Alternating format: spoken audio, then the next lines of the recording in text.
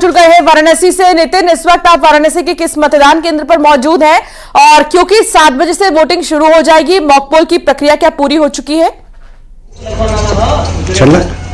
Mock poll की प्रक्रिया शुरू हो चुकी है। आपको बता दें, मैं वाराणसी के 3 पोलिंग बूथ पे है जहां पर मॉडल पोलिंग बूथ बनाया गया है और यहां पर व्यवस्थाएं चल रही हैं। तमाम अभिकर्ता और उनको एजेंट बनाने की तैयारी हो रही है। साथ ही साथ जो रात में ही पोलिंग पार्टी यहाँ पहुँच गई है। आप मेरे पीछे देख सकते हैं कि ये वो मतदान केंद्र है जहाँ पर ये तैयारी हो रही है, मॉक पोल की तैयारी हो रही है। अभिकर्ता पहुँच रहे हैं और अभिकर्ता मतलब एजेंट बनाए जाने की प्रक्रिया चालू हो चुकी है। साथ ही पुलिसकर्मी भी यहाँ सुरक्षा में लग चुके हैं। सेक्टर मजिस्ट्रेट यहाँ पहुँच चुके हैं और निश्चित तौर पर यहाँ पर तैयारियाँ पूरी हो चुकी हैं। आपको बता दें, बनारस में 19,52,000 मतदाता 7 प्रत्याशियों का भाग्य तय करेंगे और प्रधानमंत्री नरेंद्र मोदी की संसदीय सीट होने की वजह से ये वीवीआईपी सीट है और यहाँ पर उस तरह से ही इंतजाम किए गए हैं। बिल्कुल। और आज की तैयारियों की बात करें तो अभी जो मॉक पोल की प्रक्रिया वो कितनी देर में शुरू होगी? इस बूथ पर क्या कोई वीवीआईपी मूवमेंट भी होने वाला है आज? देखिए, मॉक पोल की प्रक्रिया जो है वो 6 बजे से 7 बजे तक पूरी करनी है और 6 बजे से 7 बजे तक ये मॉक पोल की प्रक्रिया होगी। आपको बता दें, इस बीच जो वीआईपी मूवमेंट की बात कर रहे हैं तो तमाम जो मंत्री रहे हैं, यहाँ पर विधायक हैं, वो अलग अलग अपने बूथों पर जा करके शाम 7 बजे के बाद से मतदान कर सकते हैं और उस तरह की तैयारियां भी की गई हैं। वीआईपी मूवमेंट की बात की जाए तो यहाँ पर जो पूर्व मंत्री हैं, वर्तमान में राज्य मंत्री हैं, वो यहाँ वोट करने जा रहे हैं। तो उस तरीके दयालु गुरु हैं, वो अपने बूथ पर जाकर के वोट करेंगे। तो ये सारे इंतजाम यहाँ पर पूरे हो चुके हैं। साथ ही वाराणसी बेहद इम्पोर्टेंट इसलिए है कि यहाँ का मतदाता जागरूक है और शायद यही वजह है कि प्रधानमंत्री ने भी कल भोजपुरी में इनकी आम भाषा में एक अपील की थी। चलिए ठीक है, बने रहिए आप हमारे साथ। नितिन, अमित गंजू हमारे साथ गाजीपुर से जुड़ गए हैं। अमित, आप इस वक्त गाजीपुर के किस मतदान केंद्र पर मौजूद हैं और मॉक पोल की प्रक्रिया को लेकर क्या जानकारी आपके पास? देखिए, मैं आपको बताना चाहूंगा, लोकतंत्र के इस महापर्व का हर व्यक्ति भागीदार बनना चाहता है। यही वजह है कि सुबह का वक्त है और इस वक्त हमारी न्यूज 18 टीम आप देख सकते हैं प्राथमिक विद्यालय तुलसी सागर नगर क्षेत्र गाजीपुर में मौजूद है। देखिए, अभी सुबह का टाइम है क्योंकि यहाँ टीम्स अपनी पहुंच चुकी है। 7 बजे से इसकी शुरुआत होनी है और अभी टाइम है, लेकिन सुरक्षा कर्मी अभी से ही मुस्तैद हैं। टीम्स पहुंच चुकी हैं और जो पोलिंग एजेंट्स हैं वो भी अपनी हैं और ये अपनी ड्यूटीज पे मुस्तैद है। और ऐसा माना जा रहा है कि जो वोटर्स हैं वो भी एक एक करके, देखिए मैं अपने कैमरा से राइट हैंड साइड दिखाइए, सुबह से ही एक जागरूक सर वोट डालने के लिए आए। आइए प्लीज जरा आइए, प्लीज आइए सर। आप देखिए, जागरूकता किसे कहते हैं कि सुबह से सब काम छोड़ सर वोट कास्ट करने आए हैं। आपकी चेहरे खुशी कुछ कह रही, बता दीजिए क्या कहना चाह रहे हैं? आज का दिन बड़ा इंपॉर्टेंट है जी, महापर्व है। तो अकेले आए, बाकी फैमिली मेंबर्स नहीं आए? फैमिली अभी तैयार हो रही है, उनको लड़का लेके आएगा। अच्छा। तो थोड़ा बुजुर्ग हैं, बीमार रहती हैं। अच्छा सर, आप भी वोट कास्ट करना है। देखिए जागरूकता, देखिए सीनियर सिटीजन्स कितने जागरूक है और न्यूज 18 इनको सलाम करता है कि अपनी इस जिम्मेदारी समझ रहे हैं। लोगों को जो अभी घरों में बैठे हैं, क्योंकि सादे समय जरूर है, उनको इनसे लेना चाहिए कि सुबह से आके, मैम आप भी वोट डालने आई हैं, लेकिन सब सुबह से आके यहाँ। सर आप कहाँ से आए हैं? हम यहीं से आए हैं, राधे नगर कॉलोनी से। अकेले आए, फैमिली नहीं? फैमिली हमारी मर गई है, हम अच्छा, अकेले। लेकिन आप वोट कास्ट करना है। हाँ। पहले वोटर बनना चाह रहे हैं। हाँ। देख लीजिए, ये पहला इनका वोट हो, इसलिए सर आप भी वोट कास्ट करने के लिए आए। सब देख सकते हैं कि एक एक करके जहां तक चेहरे देखे जा सकते हैं कि सब वोट कास्ट करने के लिए यहां खड़े हैं और हर व्यक्ति अपना ये जानता है कि हमारा वोट हमारा अधिकार है। क्योंकि ये एक नारा सबके जहन में होना चाहिए कि पहले मतदान फिर जलपान, चाहे कितना भी हो तापमान। जी बिल्कुल अमित, लेकिन आज क्या इस बूथ पर कोई वीवीआईपी मूवमेंट भी होने वाला है?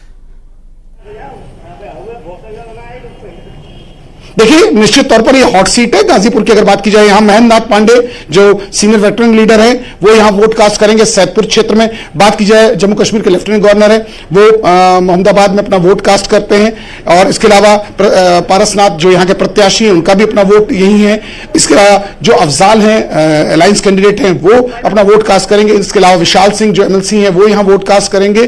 और क्योंकि सबकी नजरें अब टिकी हुई हैं कि इस गाजीपुर, क्योंकि गाजीपुर पूर्वांचल का दिल कहा जाता है, गाजीपुर बनारस से सटे हुए इस जनपद गाजीपुर हमेशा से चर्चाओं में रहा है, चाहे वो 2004 के इलेक्शंस की बात हो, 2009 की हो, 2014 की हो, 2024 की हो या 2017 का विधानसभा हो, ऐसे ही चर्चाओं में रहा है। और ऐसे में मतदाता भी अब वोट डालने के लिए अपने घरों से निकल चुका है और ऐसा माना जा रहा है कि ये फर्स्ट डिवीजन से पास होने के लिए तैयार खड़ा है, क्योंकि अभी तक अगर परसेंटेज की बात की जाए, कभी 52, कभी 52.4, कभी 56.8, कभी 51.6 ऐसे ही में फ्लोट किया है। अब ऐसे में देखना होगा कि जो इलेक्शन कमिश्नर ने लोगों को एडवाइजरी जारी की थी या यहां तैयारियां की हैं, लोगों के अट्रैक्शन के तमाम ऐसे पोलिंग बूथ्स बनाए जिनमें अट्रैक्शन का है, जिसमें सेल्फी पॉइंट्स बनाए गए हैं, यहां बैलून्स, बंटिंग्स और तमाम जगह ऐसे सेंटर्स, 18 ऐसे सेंटर्स बनाए गए जहां लोग के जहन में रहे कि अपना वोट कास्ट करें। देखिए कि महापर्व होता, हर व्यक्ति इसका भागीदार बने, लोगों के जहन में बात हो कि उनका वोट उनके लिए कितना इंपॉर्टेंट है, इस बात को भी ध्यान रखते हुए अब से कुछ देर बाद जब शुरुआत होगी तब जाके पता चलेगा कि जो तैयारियां की हैं वो कितनी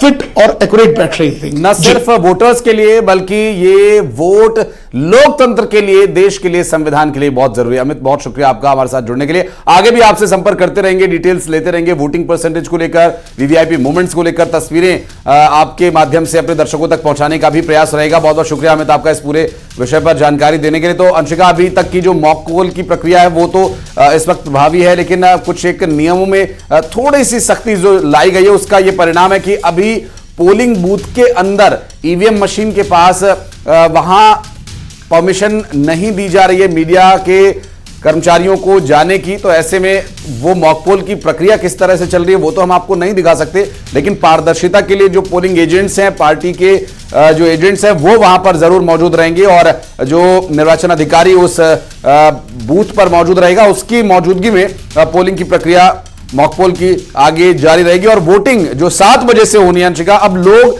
पोलिंग बूथ पर पहुंचने लगे फर्स्ट वोटर बनने के लिए। बिल्कुल। और आशीष, भले ही मध्य प्रदेश और छत्तीसगढ़ में चुनाव ना हो, लेकिन बीते दिनों पर अगर हम एक बार फिर से याद करें बीते दिनों को, तो तमाम जो मध्य प्रदेश और छत्तीसगढ़ के फ्रंट लाइन लीडर्स हैं, किसी भी पार्टी के क्यों ना हो, वो इन राज्यों में जरूर नजर आए हैं। मध्य प्रदेश के मुख्यमंत्री डॉक्टर मोहन यादव भी पहुंचे थे उत्तर प्रदेश, इसके अलावा उन्होंने प्रचार प्रसार किया अन्य राज्यों में। छत्तीसगढ़ के मुख्यमंत्री को हमने उड़ीसा में देखा, और आज क्योंकि उड़ीसा की भी कई सीटों पर वोट डाले जाने हैं, तो इससे अंदाजा लगाया जा सकता है कि कितना अहम हो जाता है ये चरण। उड़ीसा की 6 सीटों पर, और इन 6 सीटों में कई जगहों पर एक एक दिन 2-2, 3-3 सभाएं छत्तीसगढ़ के मुख्यमंत्री विष्णुदेव साय ने की है। इसके अलावा बात करें अगर मोहन यादव की, तो मोहन यादव आखिरी समय तक भी 28 तारीख के पहले तक भी मोहन यादव वाराणसी में मौजूद थे। इसके अलावा मोहन यादव और भी कई अन्य इलाकों में उत्तर प्रदेश के नजर आए थे, क्योंकि 13 सीटों पर वोट डाले जाने हैं और 13 सीटों में कहीं ना कहीं देखा गया है मुख्यमंत्री मोहन यादव को भी मध्य प्रदेश के। कुल मिलाकर अगर देखा जाए तो यह चरण इसलिए भी बहुत ज्यादा खास हो जाता है क्योंकि 5 केंद्रीय मंत्रियों की साख दांव पर है। इसमें आरके सिंह है, अनुराग ठाकुर है, अनुप्रिया पटेल है, महेंद्र नाथ पांडे और पंकज चौधरी मैदान में है। इसके अलावा 4 एक्टरों के जो साख है वो दांव पर है। कंगना रनौत, रवि किशन, पवन सिंह, काजल निषाद भी चुनाव लड़ रहे हैं। इनके अलावा ममता के भतीजे अभिषेक बनर्जी, अफजाल अंसारी, विक्रमादित्य सिंह भी अपनी किस्मत आजमा रहे हैं। और ऐसे में तमाम जो तैयारियां हैं वो कर ली गई है चुनाव के मद्देनजर। 7वें फेज को देखते हुए कई मतदान केंद्र बनाए गए हैं, हाई प्रोफाइल सीट्स भी क्योंकि है, तो वहां पर भी खास व्यवस्थाएं की गई है।